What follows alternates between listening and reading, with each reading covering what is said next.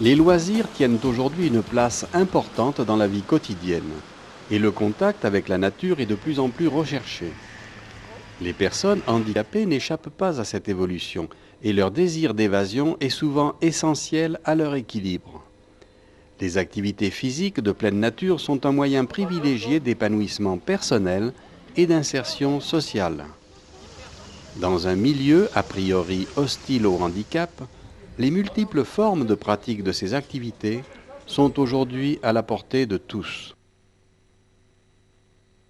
Ce petit document n'a d'autre but que de vous présenter les principales activités proposées dans ce secteur en pleine expansion, et ce, grâce à des facteurs nouveaux.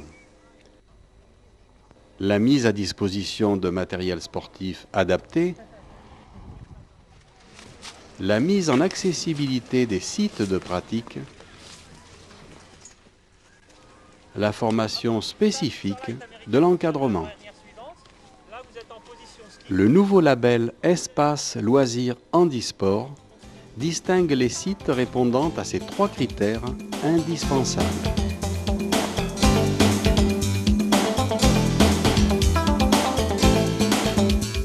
Parmi les sports nautiques, la voile est certainement celui qui convient au plus grand nombre de handicaps, tant les formes de pratique sont variées.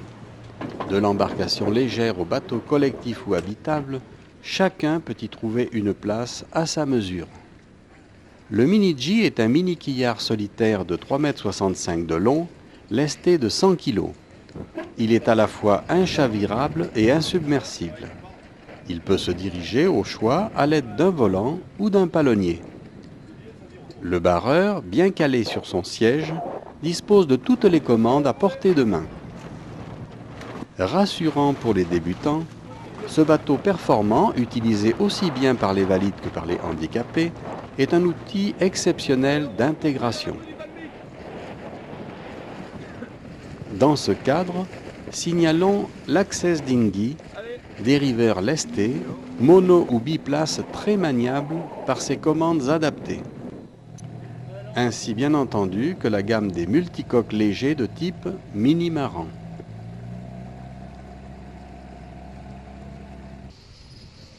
Il ne faudrait pas terminer ce chapitre sans signaler que l'accès au plaisir du grand large est ouvert à tous grâce aux bateaux collectifs et aux bateaux habitables.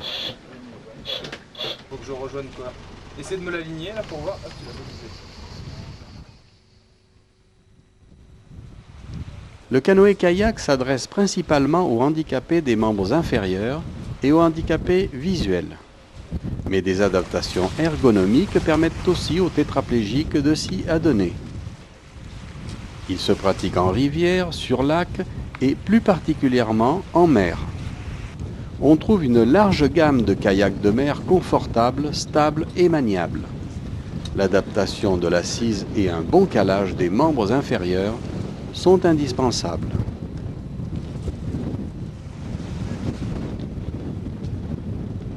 La pratique en double peut être illimitée. Elle permet en outre la réalisation de véritables randonnées côtières.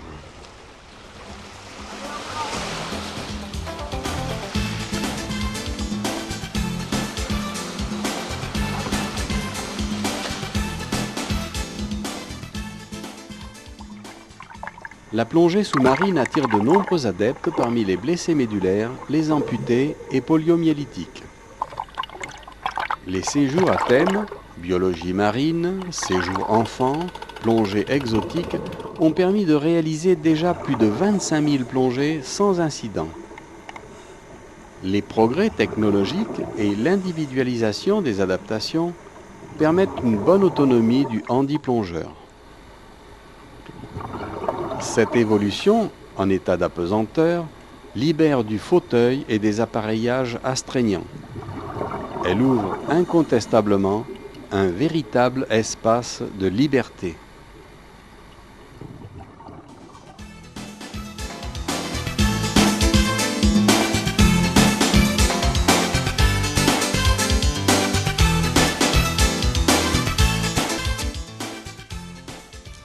La montagne est un espace propice au développement des activités handisport, que vous soyez en fauteuil, appareillé ou déficients visuels. En ce qui concerne l'escalade, sur structure artificielle, site de blocs rocheux ou site naturel, l'escalade ne nécessite pas d'adaptation du matériel spécifique. Une condition indispensable toutefois, la capacité à rester en station debout.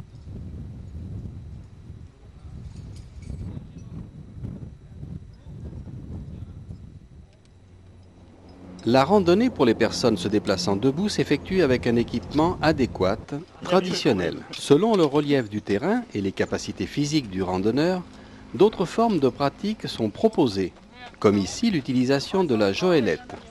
Cet appareil, sorte de chaise à porteur, permet de franchir des zones très escarpées et ouvre, pour des personnes lourdement handicapées, des perspectives jusqu'alors insoupçonnées.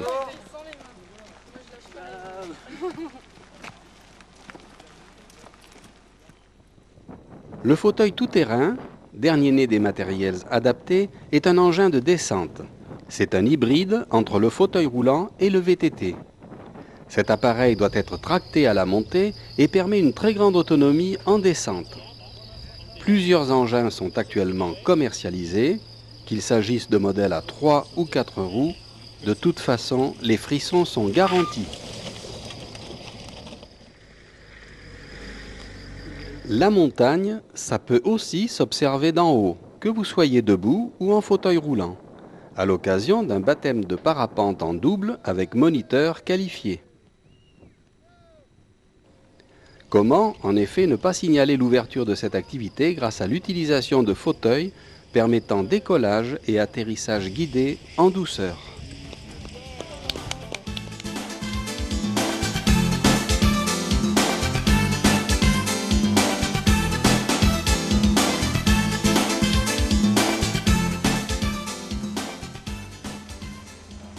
Les sports d'hiver sont aussi un moyen d'intégration exceptionnel, puisqu'ils permettent aux pratiquants handicapés de partager pleinement les joies de la glisse. Le choix s'effectue selon les capacités motrices. En ski alpin, ski de fond ou marche en raquette, la pratique s'effectue debout pour ceux qui le peuvent, et notamment les handicapés visuels accompagnés d'un guide. Pour les autres, des matériels adaptés et maintenant homologués permettent une intégration parfaite, fruit d'une recherche de longue date dont il faut souligner ici le mérite et l'intérêt. Ainsi, dorénavant, chacun trouve une solution adaptée à son potentiel physique, depuis l'uniski à l'origine du ski assis, jusqu'au fauteuil ski qui permet aux plus grands handicapés de découvrir les champs de neige.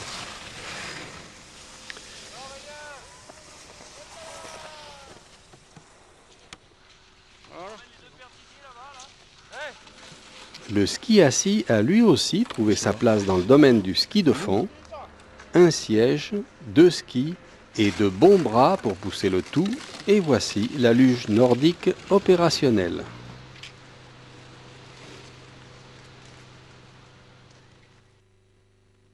Identifiées comme sport à risque, les activités physiques de pleine nature doivent impérativement être pratiquées et encadrées dans le respect des textes inhérents à chaque discipline. Respect des règles de sécurité et qualification de l'encadrement obligatoirement reconnu par les diplômes en vigueur dans chaque discipline. Bien qu'aucune législation spécifique au handicap n'intervienne dans l'encadrement des activités physiques de pleine nature, les compétences acquises à l'occasion des certificats de qualification handisport répondent parfaitement à la demande des professionnels. Au-delà des aspects réglementaires, pour pratiquer en toute sécurité, il est indispensable de tenir compte des critères propres à la fois au sportif et ses capacités fonctionnelles, à l'activité choisie et notamment la non-contre-indication médicale, enfin à la spécificité du milieu naturel.